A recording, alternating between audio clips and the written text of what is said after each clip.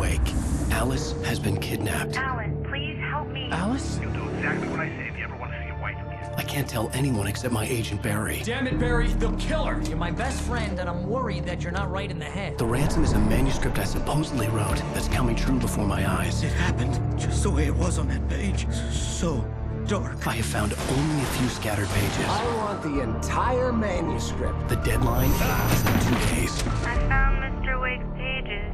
Good girl. How the hell did she get her hands on the manuscript anyway? I don't know. She's resourceful. I told you you were too hard on her. Listen, I found out all sorts of interesting stuff while I was digging around. Yeah. Mr. Wake, it's Sheriff Breaker. We have an FBI agent here, Agent Nightingale. FBI? He's anxious to see you. You'd better come to the station. Okay, I'll be right over, Sheriff. Let's make this quick, huh? Help you folks? Name's Randolph. I'm the manager. We're looking for Rose. Works as a waitress down at the diner. Rose, sure. Nice girl. Who wants to know? I'm Alan Uwake. The writer, huh? I heard on the radio you were visiting. Well, I'll show you her trailer. That Rose, she's a nice girl. Always pays her rent on time. As I was saying, Al, I found all sorts of weird stuff from the local newspaper's archives. This place is crazy. Disappearances, mysterious deaths, urban legends come true, and get this, most of this stuff takes place around Cauldron Lake. Well, you ain't wrong, mister. The Indians thought the lake was a doorway to the underworld. I'm the God-fearing type myself. I don't hold with that sort of thing. Yeah, okay. Anyway, there was an island there owned by a guy called Thomas Zane. Now, some of the articles I found about him make him out to be a famous writer, but I ran a bunch of searches, couldn't find a single thing he wrote. Zane was heavily into diving, so much so that the place came to be called Diver's Isle. But the volcano under the lake erupted in 1970, and Zane went down with the island.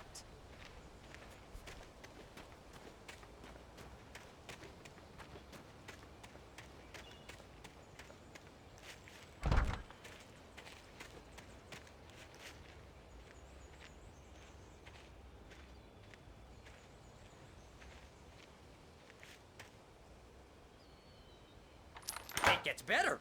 A local girl, Barbara Jagger, drowned in Cauldron Lake just a week earlier. They were lovers. Sure, Jagger's a local spook story. The Scratching Hag comes for you in the dark. Childish stuff like that. Anyway, Al, I'm just getting to the best part. All of the articles about this stuff were written by Cynthia Weaver. I asked around, and she's that crazy bag lady you met. What, the lamp lady? She can be a little loopy, but she's not homeless or anything. Yeah, anyway, she knew both Jagger and Zane before they both died, and she had some kind of a breakdown.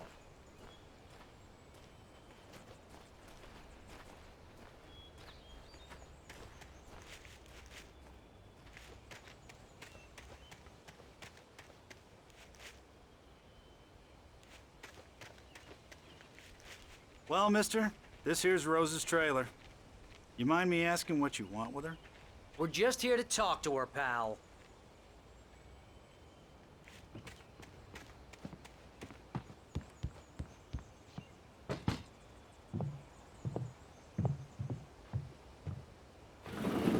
Welcome to... Oh dear, Mr. Wake. I'm so glad you're here. Rose, you have my manuscript? Oh. Oh, yes. Yes.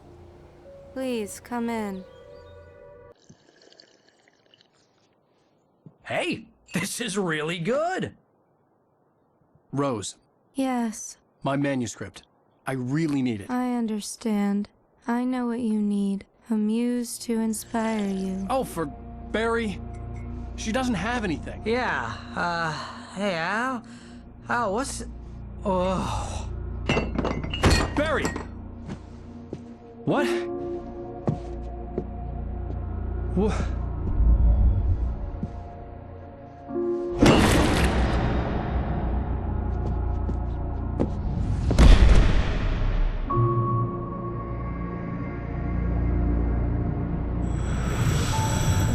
It's coming for you, hiding in my barber's skin. I'm too weak to stop it. You must turn the lights on. I promised I'd come visit you and your lovely wife. You must finish what you started. I insist. You must turn the lights on. Turn the light on. Back to work, boy.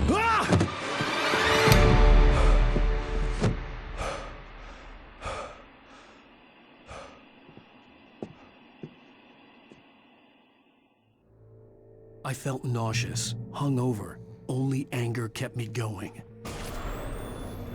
I can't tell reality from dream anymore, but it seems I have an imaginary editor to help me. She's an old woman in a funeral dress. I call her Barbara Jagger. She's very strict. I'm writing faster and faster. My manuscript is being heavily revised. The edits are getting very aggressive, and each day there's less of me and more of her.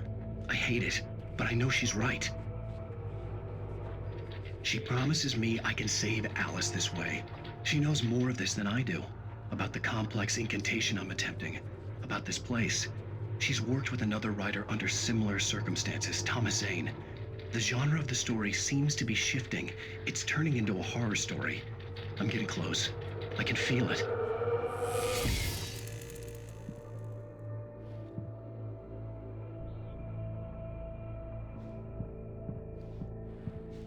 Rose took a day from me. I had less than 12 hours left to meet the kidnapper.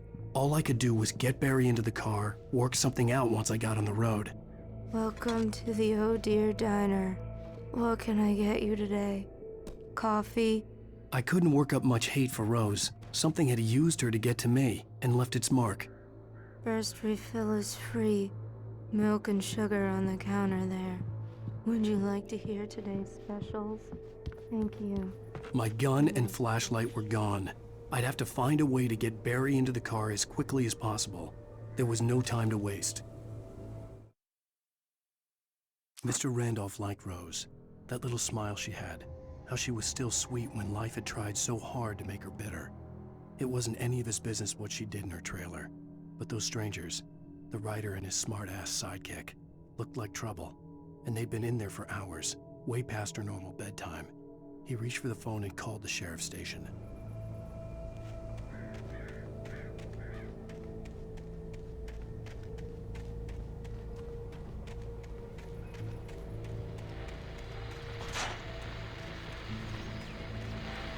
I just stepped outside to catch a breath of fresh air. Let me tell you, the weather's getting heavy. Nights like this make me especially glad I'm here talking to you and not home in bed. Once the weather takes a turn like this, I can't sleep at all. It's all tangled bed sheets and dark thoughts, punctuated by the occasional plunge into nightmare.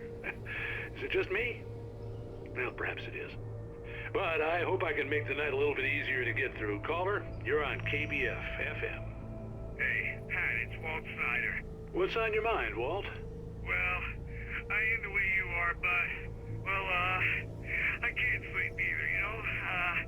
I just been staring out the window here, trying to make sense of it all, but, I ain't been drinking either, you know, I just... Well, you sound like a man with a problem, Walt. I had argument with Danny, Danny, and, then I got in trouble with the law, and, I'm just, well... I heard something like that, Walt.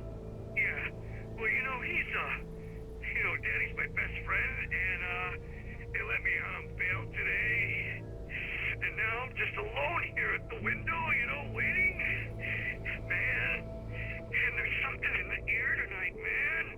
I was just outside looking up at the sky above our broadcast tower thinking the same thing. What are you waiting for, Walt? I don't know. Something's gonna happen. I think I better go. Well, Walt, maybe... No, thanks, Pat. Well, good luck to you, Walt. Hang in there. Let's take a little break, folks. This weather's really something else, huh? How can I be sure you will walk away? Why did you love me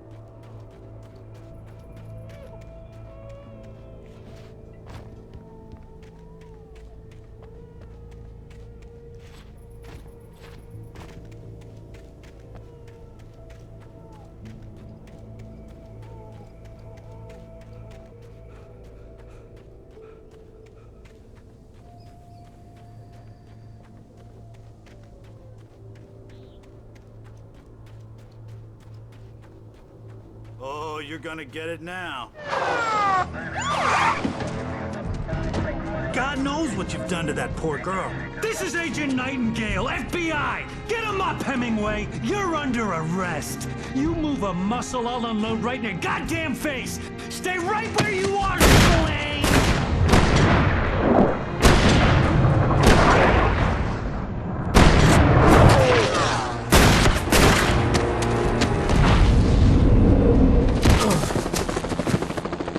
What are? I'm standing right here, you goddamn maniac!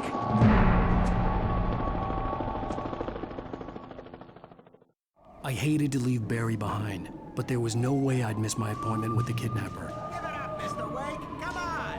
Make it easy on him! Get after him! Don't let him get away! Move it! Move it! Move it! I'll have you shot if you let him get away!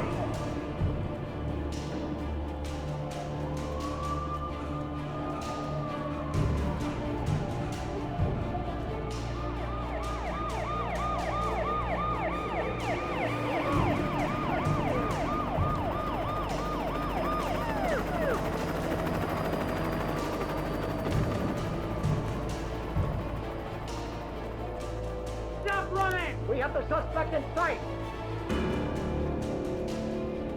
Okay, men. Keep your eyes peeled. He's gonna try to make it through here. Oh, damn. Fan out! Where did he go? God damn it, where did he go? Slipped away. Keep an eye out.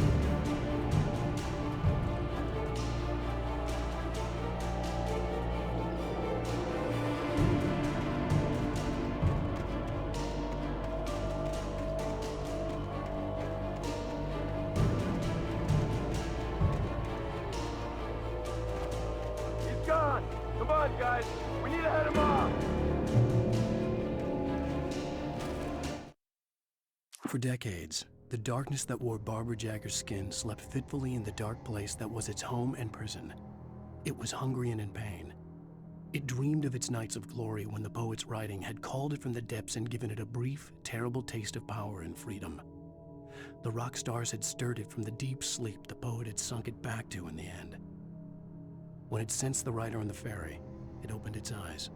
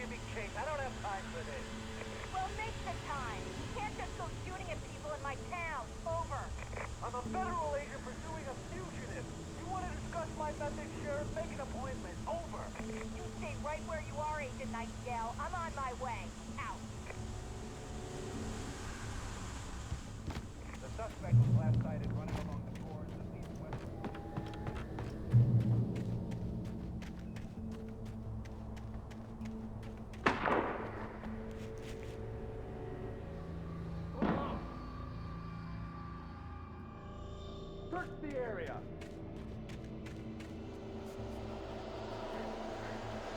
Stay sharp. This way. Over here.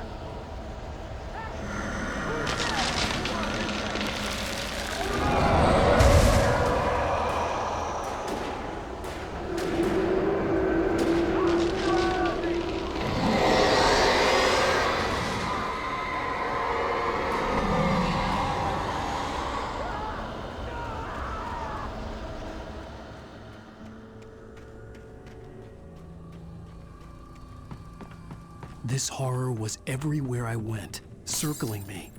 The cops didn't stand a chance. They were after a writer, not a monster.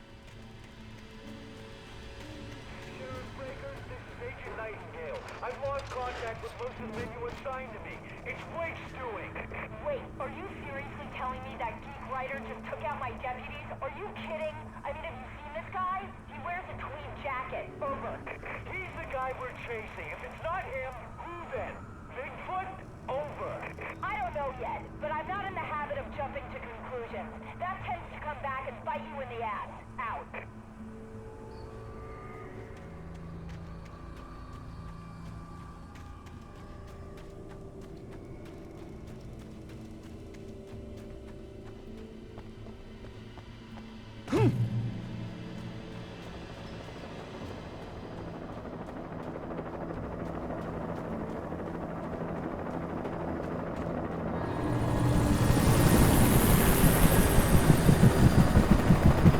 You on the ground.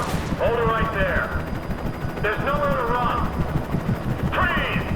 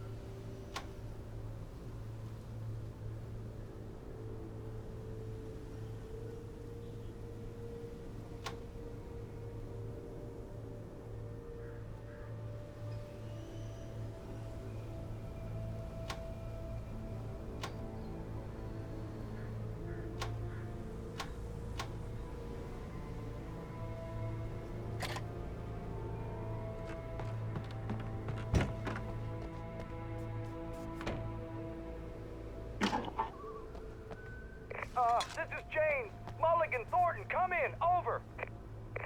Thornton here. James, we got both Wheeler and Rose in custody. They didn't put up a fight or anything. Why, they were... Hey, Mulligan, what are you doing? Come on. Sit down and give me that. Jane, Mulligan here. Over. Go ahead, Mulligan. Over. We got Wheeler and Rose here. Wheeler's drunk or hopped up on something. Speaking of which, that Fed had a pretty distinctive whiff of Otis Scotch about him, you know what I mean. Over. I don't have anything on that, Deputy Mulligan. Over. Well, whatever. Anyway, Rose is just being plain weird here. You better get Doc in to take a look at both. Over. Gotcha.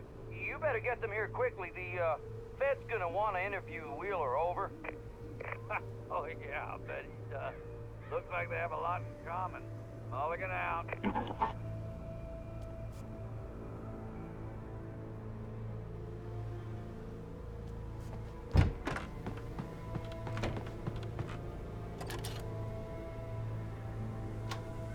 I could see the lights of the radio station in the distance.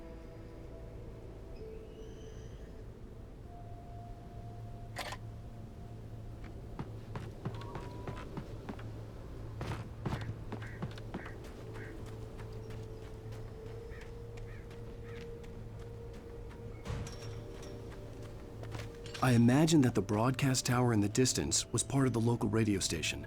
Maine seemed like a decent guy. Perhaps he could give me directions to the coal mine.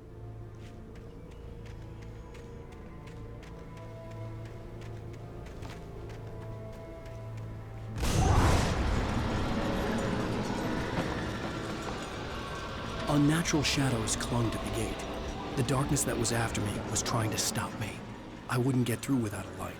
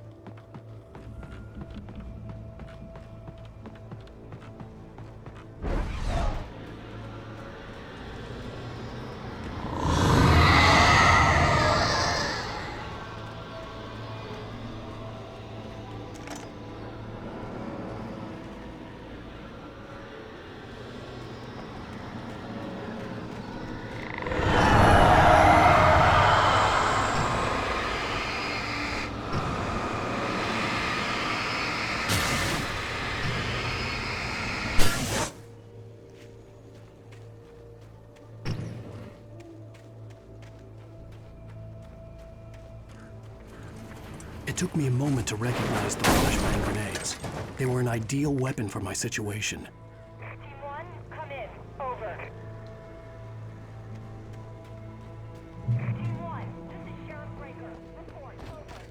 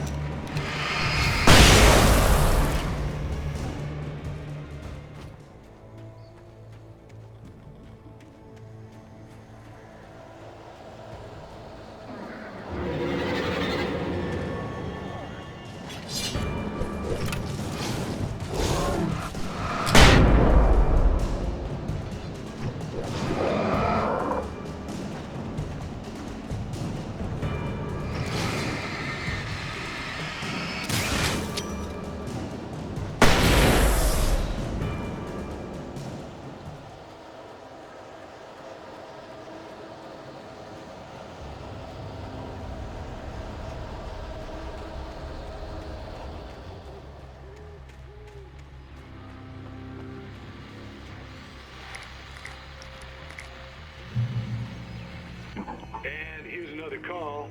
You're on KBF-FM with Pat Maine. It's Milt Peabody, Pat. What's on your mind, Milt? Well, I live near the trailer park, Pat, and there's a big ruckus going on over there. Well, that's just up the road from me, too. What's going on, do you know? I don't know, but there's a bunch of police cars there, lots of sirens, a helicopter buzzing around, and I think I heard some gunshots. Gunshots? Yes, sir, like from a pistol. So can you find out what's going on? Because it's just next door and they're popping off guns there. They're still shooting? No, it was maybe 10, 15 minutes ago. It sounds serious, Pat. I'm telling you, it don't sound like no party. I'm certainly going to give the station a call, Milt. Okay.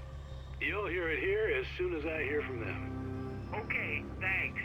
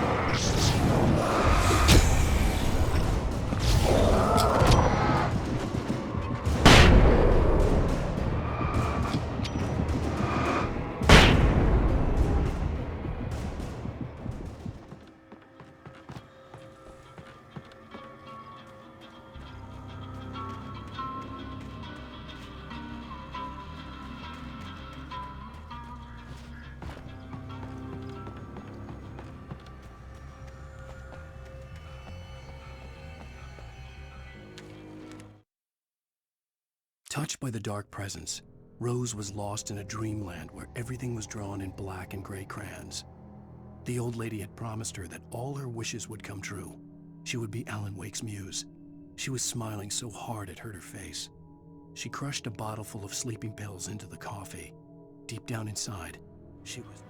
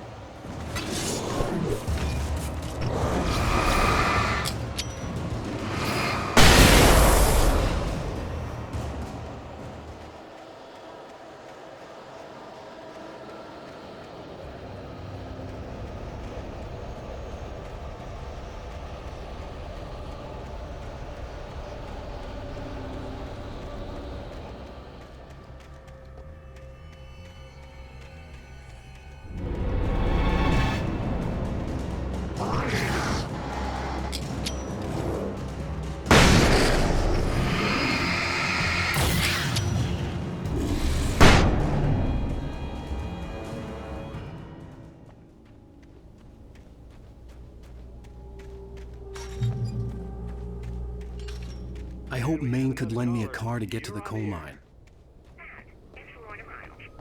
Oh, hello, Lorna. What do you have for us?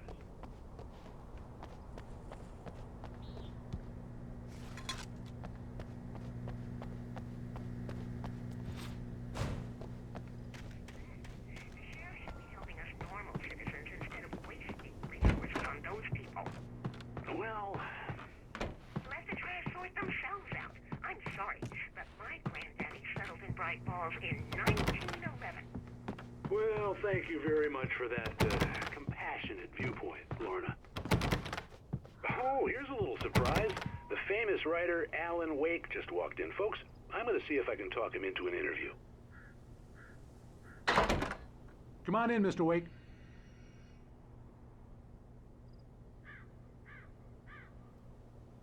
It looks like Mr. Wake is going to need a moment before we can talk, so let me give you a little background while he prepares himself. You've all heard the name, of course. Alan Wake is the author of a very successful series of Alex Casey crime novels. He's changed gears, though. He's now working on a... Oh, I'm so glad you could find the time to do this, Mr. Wake. Nowhere to run now, Dan Brown. You back away from me. Don't hurt her. Whoa, everyone calm down. Put the gun down. We're all friends here, right? Cool your jets, Nightingale. We got him. What the hell's the matter with you? There's a civilian in there.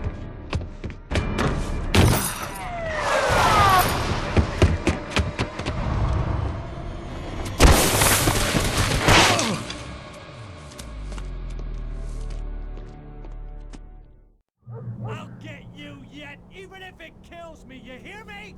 You hear me, H.P. Lovecraft? I had fallen off so many cliffs it was ridiculous. That's what you get for naming a book The Sudden Stop. It was probably good I hadn't had the chance to tell Maine where I was going. I'd have to lose the cops and find my own way to the mine. Nightingale stared through the broken studio window into the dark woods. He turned around, started to walk out, but Maine grabbed his arm. "Young man, you almost shot me. You don't shoot off rounds at people like that. What's the matter with you?" Nightingale shook his arm free. Morse.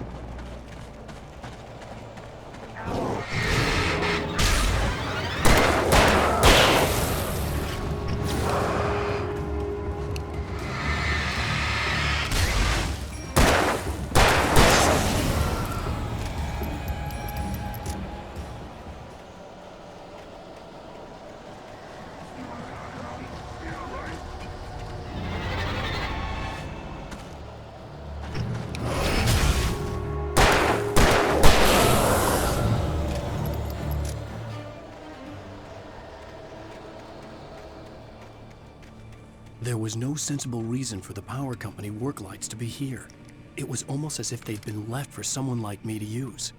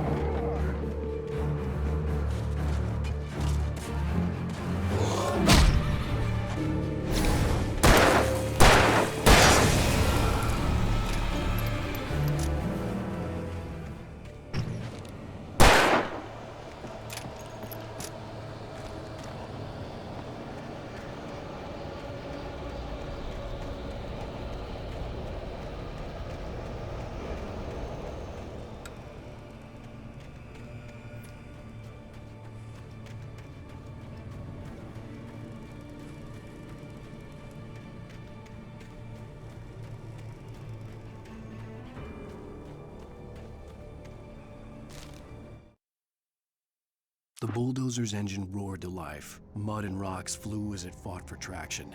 It crashed through the concrete wall and landed heavily in the yard. If it were an animal, it would have shaken its head after the impact, fixed its eyes on me, and charged.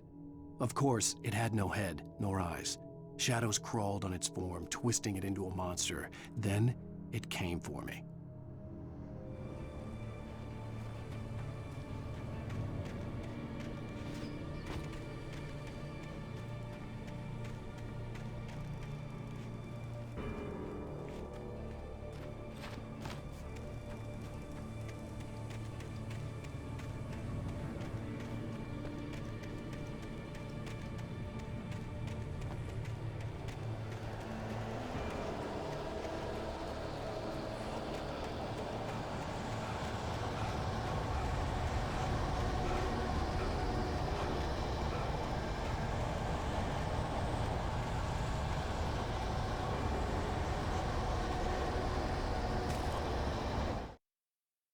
Sarah trusted her gut, and her gut said Agent Nightingale was an asshole.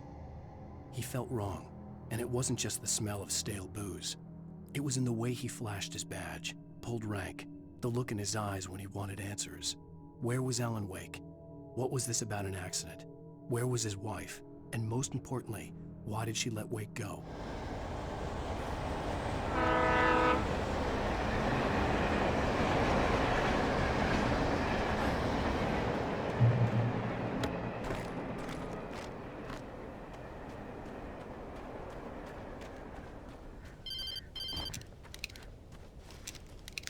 Hello? The most stubborn man I've ever met. Alice? Alice? Alan. I'm so afraid. It keeps me in the dark. Please help me. I look at you, Alan, and it's not you. Something else. Looking out from behind your eyes. Alice, I'm here. I'm so alone here. It's all gonna go to hell. You need to be careful. Cooperate. The connection had been terrible, but that wasn't the only thing that hadn't been right with the call. She sounded wrong somehow, but she had called me. The pipe wrenched itself loose from the bridge's steel framework. Wrapped in darkness, it floated in midair, twitching. For a moment, I didn't understand what I was looking at. The heavy object lurched at me with impossible force. I threw myself out of the way, but just barely.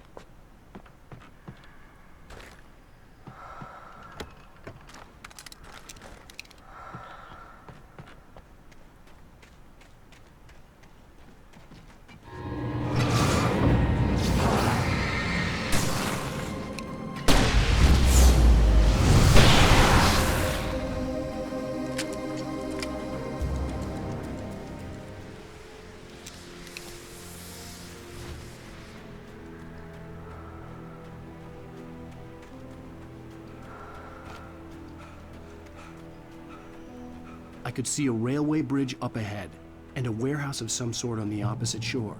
I hoped I could find a car from there.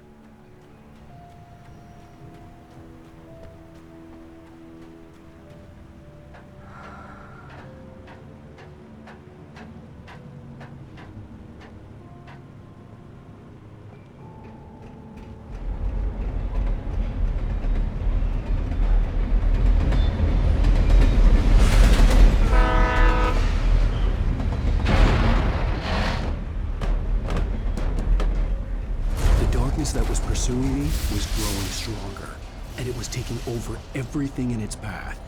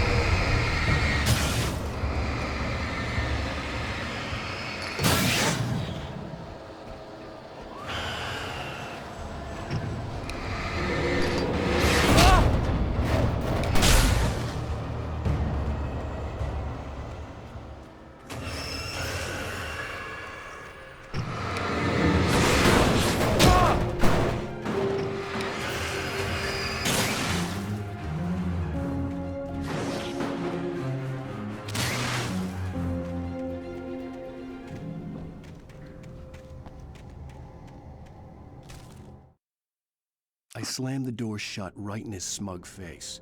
He pleaded for me to open the door. True to form, the asshole actually thought I would obey. I had no sympathy left, no guilt either, not for him. I took a moment to savor the scream. I bet I had a smile on my face. It was all that I had time for, the dark. As a teenager, just starting to get interested in writing, Stephen King had been a source of inspiration to me. I thought about all the inanimate objects that had come to life in his books. No one is safe in a good horror story, certainly not the protagonist. That's what makes them fun. This was anything but. The darkness could possess anything, and it was getting closer.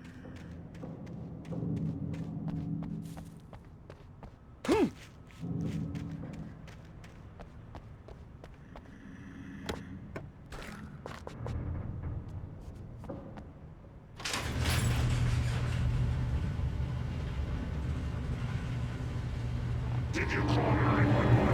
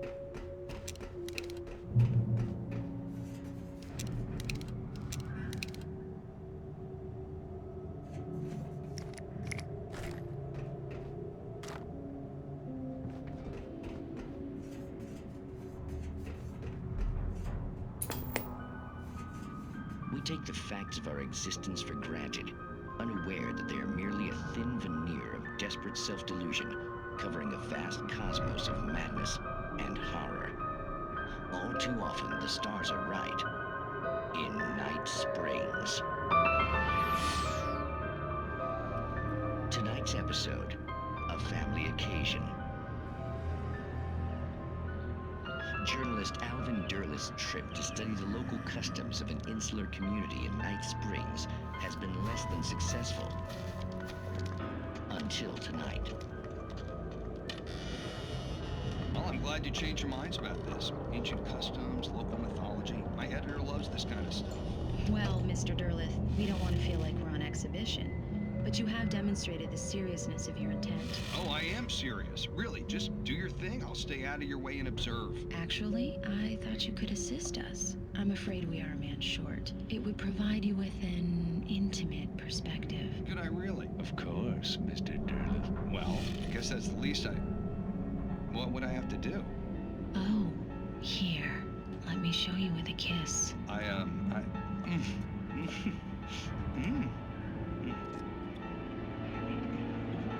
did you...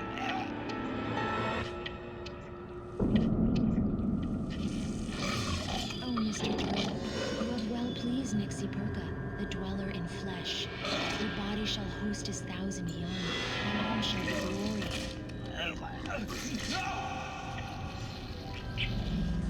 Shh, darling, be calm. Shh. Alvin Derleth learned a harsh lesson. If you go looking for mythology, it may come looking for you. And such quests always bear fruit. In Night Springs.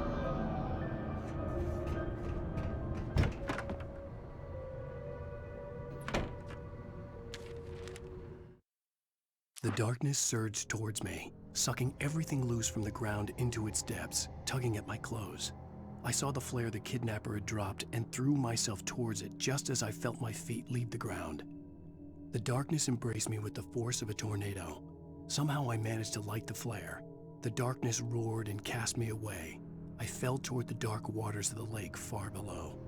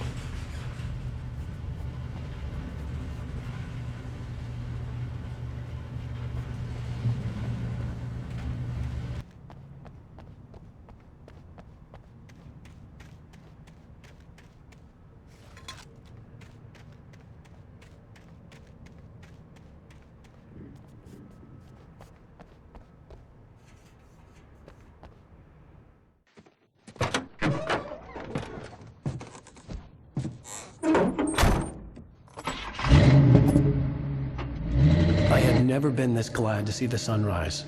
I had a couple of hours to get to the coal mine.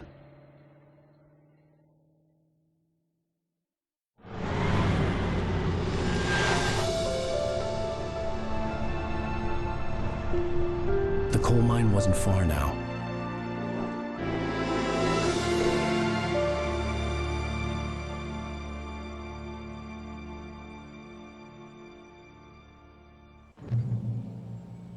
Today, I would meet the kidnapper, and he would give me Alice. I wouldn't give him any other choice. A drowning man would clutch at a straw. Little by little, without realizing it, I'd come to believe that the story in the manuscript was coming true. The current of its narrative had taken me deeper and deeper into dark waters. Alice had been taken from me. Barry was probably in jail. I was a fugitive from the FBI. The whole world taken over by the dark presence was trying to destroy me. It all felt real, but it matched a textbook case of insanity.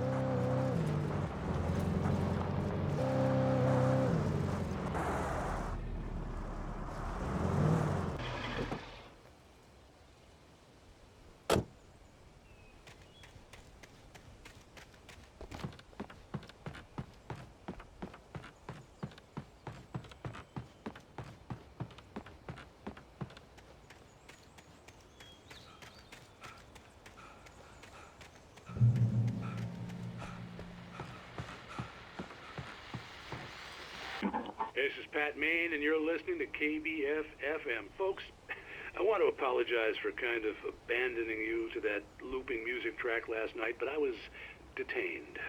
You see, I encountered a big-shot G-man with an itchy trigger finger who could use a lesson in manners and a boot in the ass, not necessarily in that order either. Now, folks, I know I'm not being very informative here, and I apologize for that. I really should just keep quiet, but I'm just so peeved right now, because some people just shouldn't be carrying badges. I'm just glad that our Sheriff Breaker was there to straighten things out. And if someone I met last night is listening, let me just say, I'm sorry if my mouth got you in trouble. I'm pretty sure you're not the bad guy here. Godspeed, son. I hope you know what you're doing. Now, on a lighter note, I'll be talking to Dr. Nelson all morning. But first, a little music.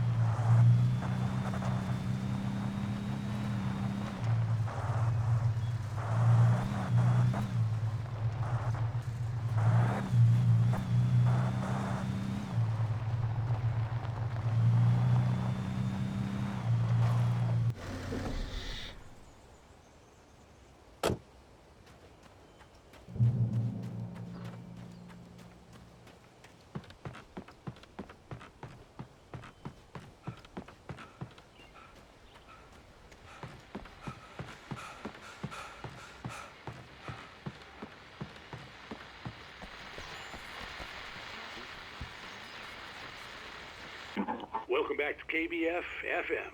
Hope you enjoyed that tune. Now, Doc, you were talking about life and finding that special someone, that soulmate. Well, you were talking about that. I was saying I don't buy it. Oh, see, to me, that's strange, because I always pegged you as a hopeless romantic. You got me there, Pat. But I think love's where you look for it. And you need to do a lot of looking, sure. But the idea that there's that one special person out there for you, and if you miss that chance, it's gone forever, and you're forever incomplete. I mean, isn't that depressing? Or, heck, childish even? There's plenty of fish in the sea. And apparently a fisherman has a fishing analogy for everything. But what you're saying, isn't that a little harsh? Well, no. What I am saying is that your potential for finding that connection isn't limited to what's essentially a chance encounter.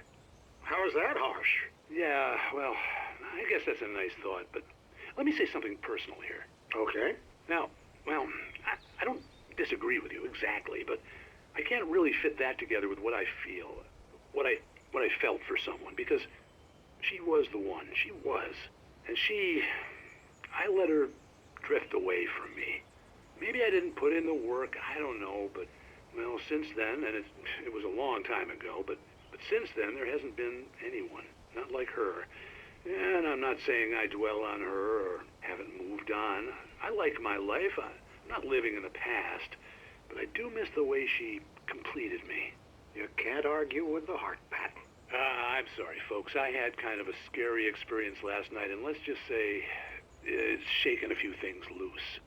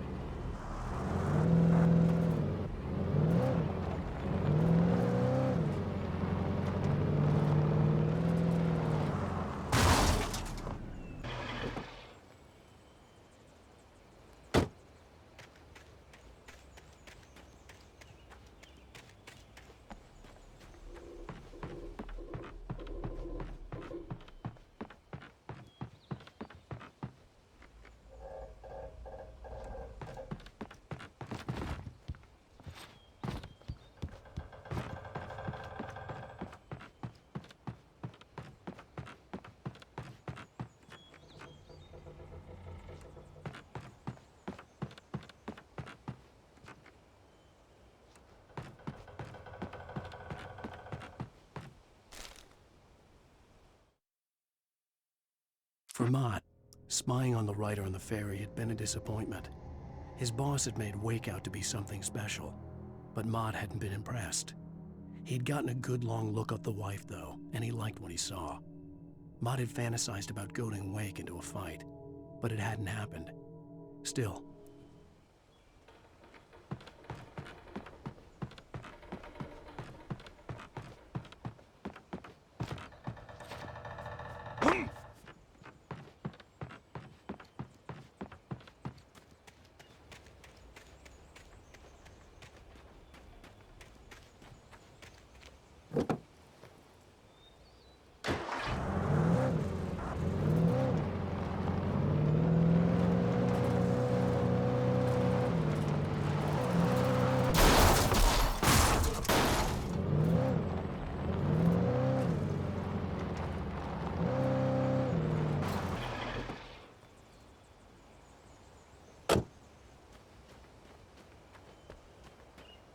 I was early. I was supposed to meet the kidnapper at noon in the main building. The coal mine was quiet. It was a museum now.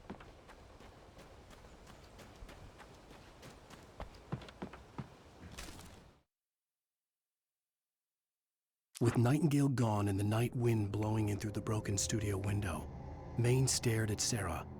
The sheriff looked away. Maine's voice shook with barely controlled anger. That boy's doing more drinking than thinking. I hope you know what you're doing, Sarah. He's got a sickness in his eyes. You take my word for it.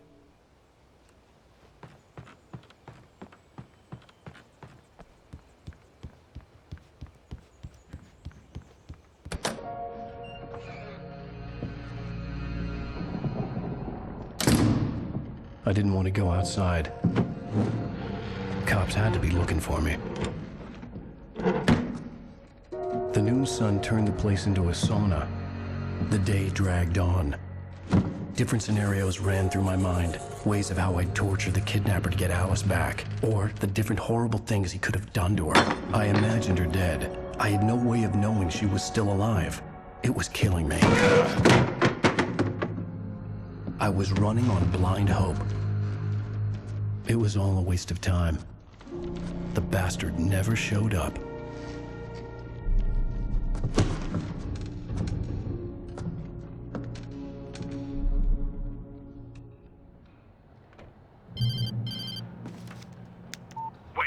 Where the hell are you? Change of plans. You know where Mirror Peak is? just a big mountain north of where you are. You follow the path from the mine, you can't miss it. There's a lookout point there. I'll be waiting. I'm through being jerked around by You you. want to see your wife alive? Because if you do, you better watch what you say to me. Do we understand each other? I want to talk to Alice. Yeah, and I want the manuscript. Don't keep me waiting, Wake. Hello? Hello! Ah! I'm gonna kill him! I had to get to Mirror Peak.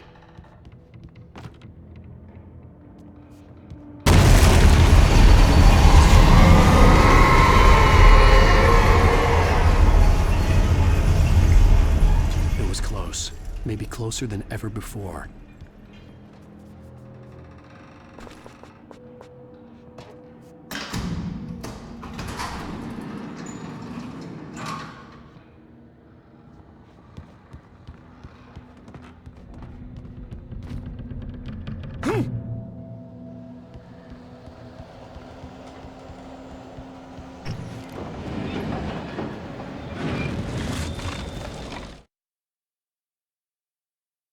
When Thomas Zane fell for Barbara Jagger, it happened fast. She was young, vibrant, and beautiful, full of life.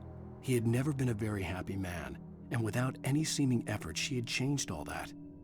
Zane felt good for the first time in his life. Everything she did was another piece of a jigsaw puzzle he hadn't even known he'd been missing. And best of all, she made the words flow, strong and sharp. She was his muse.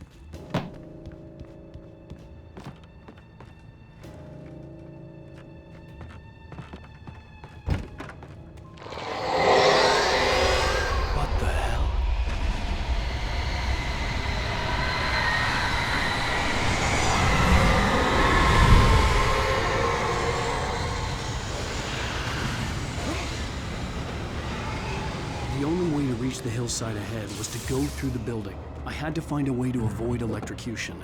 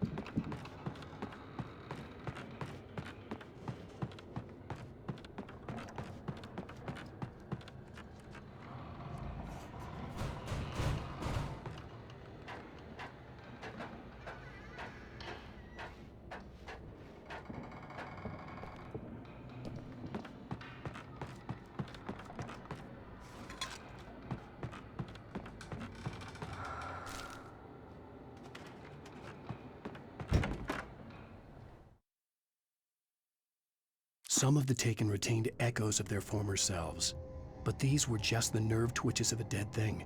Nothing remained but a shell covered and filled with darkness.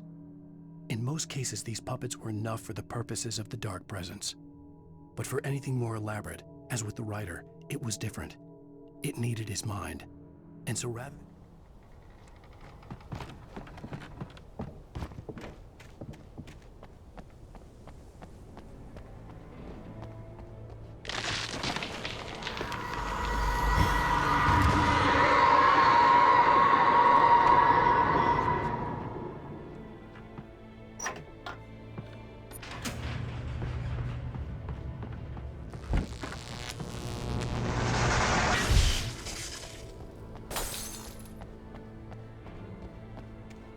There was no way the flashbang grenades were standard power company equipment.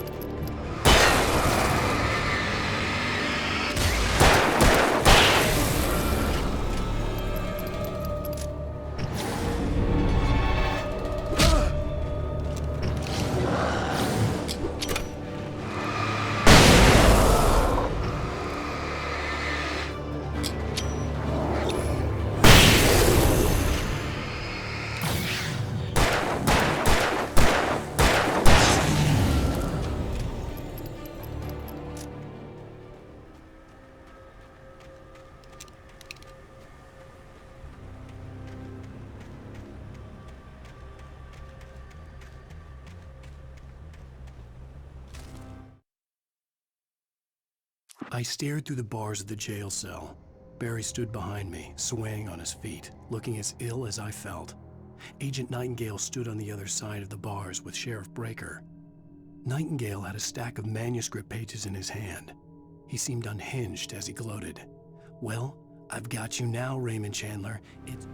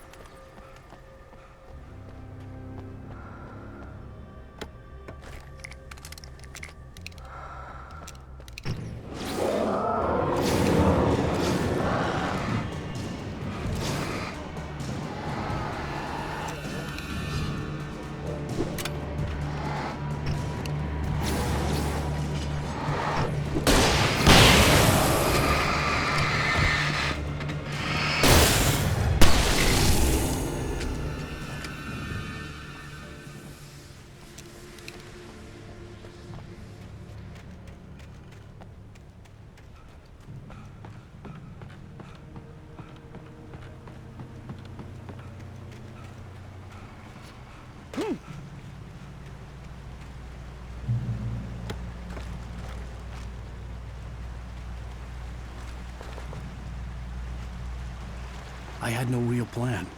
I was going to give the kidnapper all the manuscript pages I had for Alice. If that wasn't enough, I'd hold him at gunpoint and make him talk.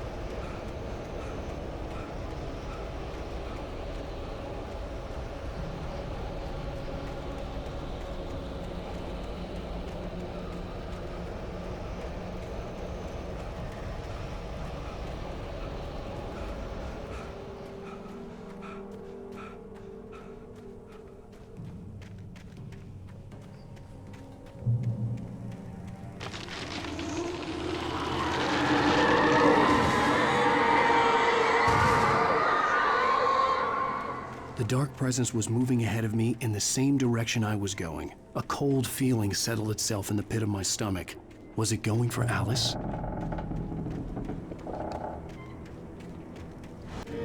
The graveyard shift may cause cancer.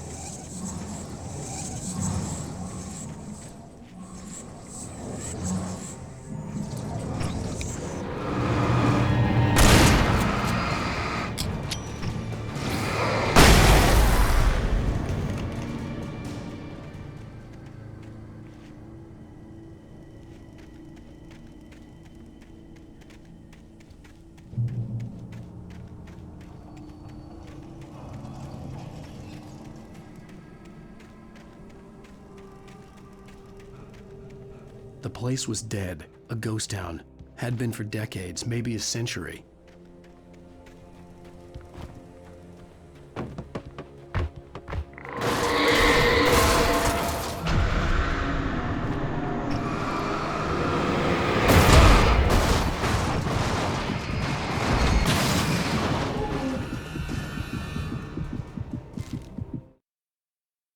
Things were never as simple in real life as in fiction.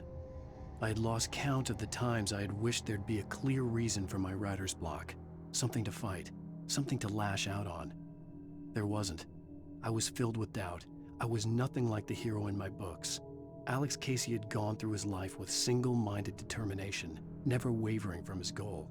Even now, I was angry at myself, angry at Alice, angry at Barry. I was fumbling and I had...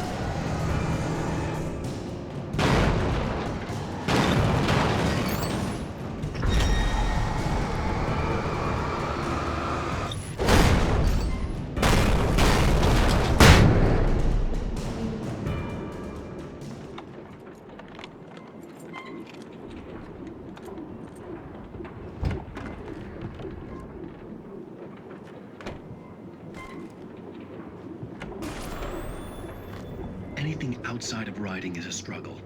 I feel ill. I managed to make my way downstairs. There's a shoebox filled with books and papers by Thomas Zane.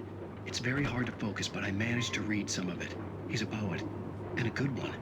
He writes of muses and creators summoning fabulous things from a magic lake, using his powers to shape the world of a realm of gods and dreams and demons, dark things that wait for a chance to slip through, wearing the flesh of men as disguise. Zane writes about himself, his girlfriend being taken over by a dark presence, about growing scared of the lake. Zane believes it's a mirror to the gaping void of darkness above, where some Lovecraftian presence lurks. I crawl back upstairs. I'll borrow these things for my story. They ring true. They fit.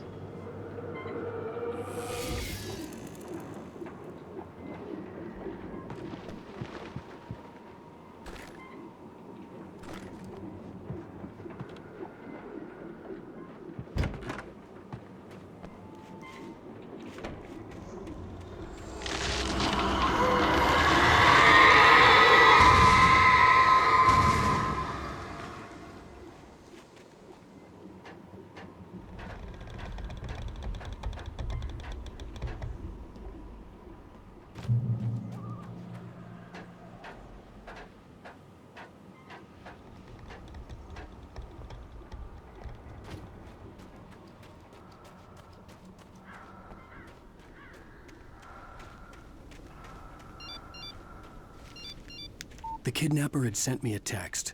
The message was full of spelling errors and insults. It was telling me to hurry up.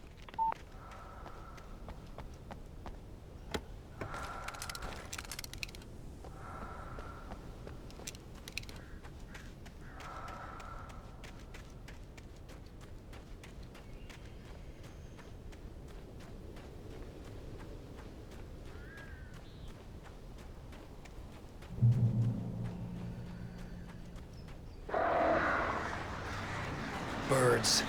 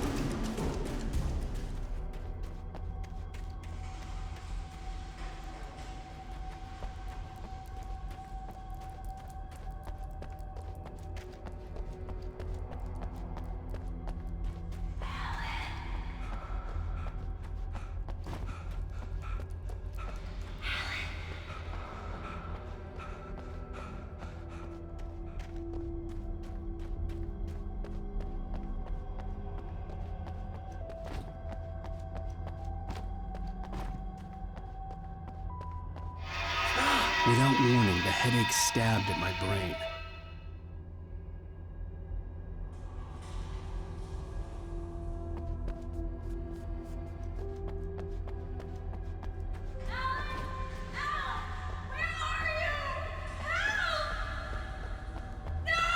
Alice? Alice!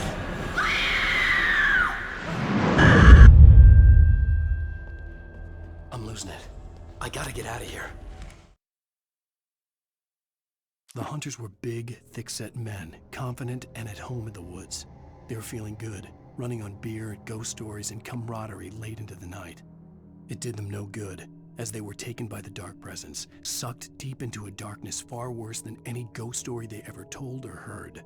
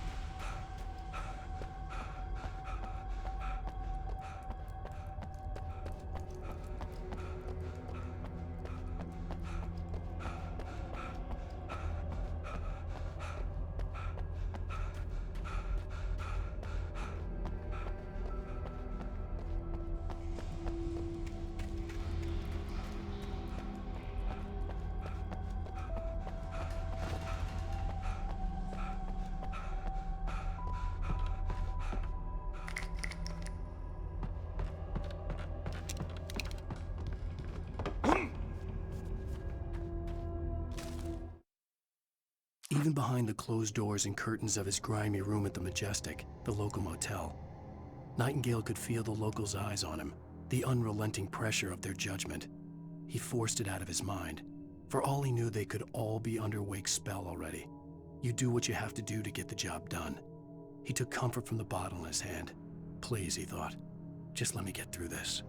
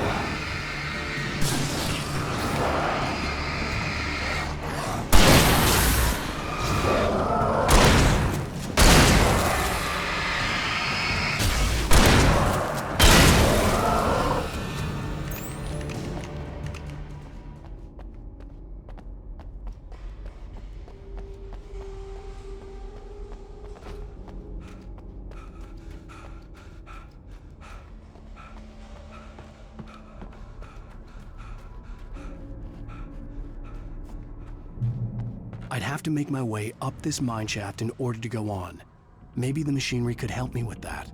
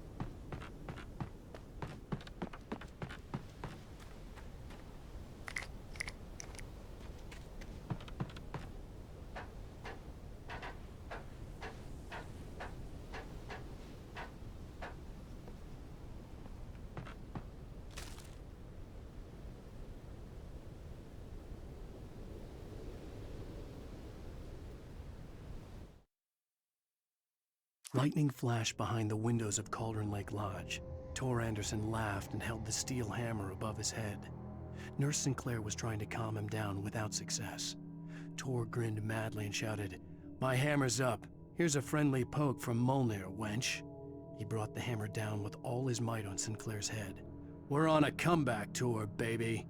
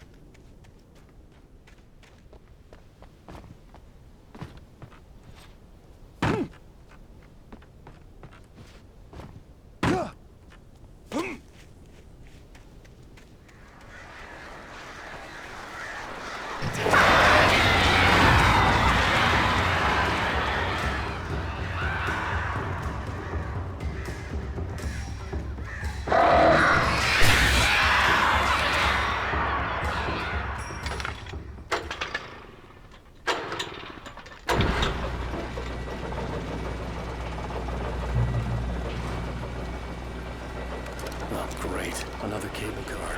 Just great.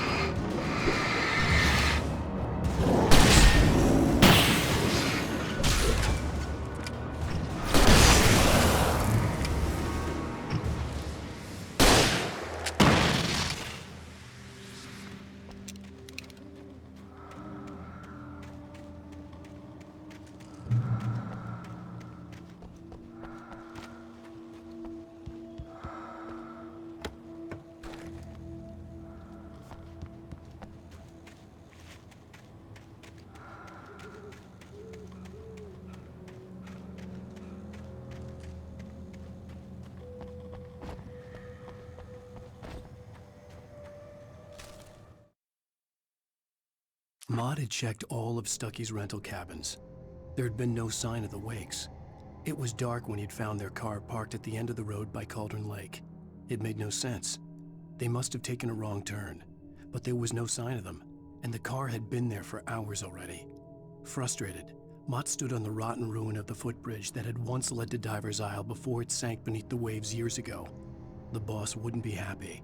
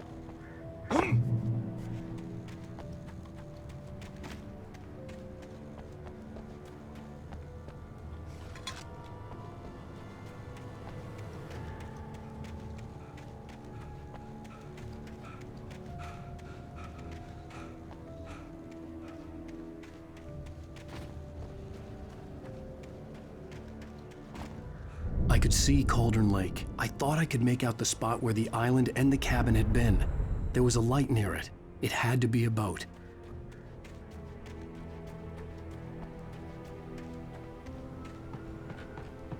I was close now. I had to get there fast. I dreaded what I would find. Wait! Are you? Wait! Hey, I'm here! I'm coming! No! Get away! Sorry. Please, lady. The boss didn't know who he was messing with. I didn't know. I swear, I didn't know. We don't have his wife. We don't know where she is. She's